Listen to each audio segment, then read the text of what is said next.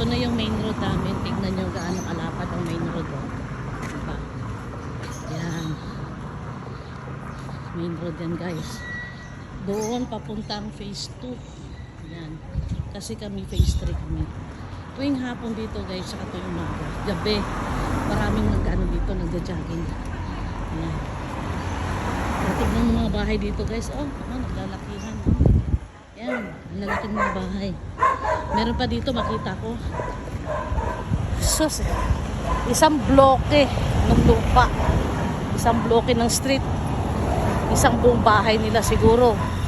Nandun sa loob, mga kamag-anak, mga magulang, anak-anak na siguro. Ang laki talaga. So, kami lang kamalit ang bahay dito guys. Kumbaga ang bahay namin guys, parang CR lang dito guys, ng malalaking bahay. Ganon kaliit ang bahay namin. Pero okay lang. At least nasa village kami. Ayan, nasa nag-jogging. Ayan. Iniwan ako ng mga anak ko. Ngayon, makikita kami sa simbahan. Doon kami makikita. Kasi iniwan nila ako. Ayan.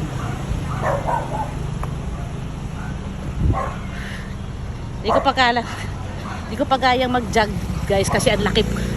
Ang malaki lang naman sa akin guys yung tiyan ko. Yan.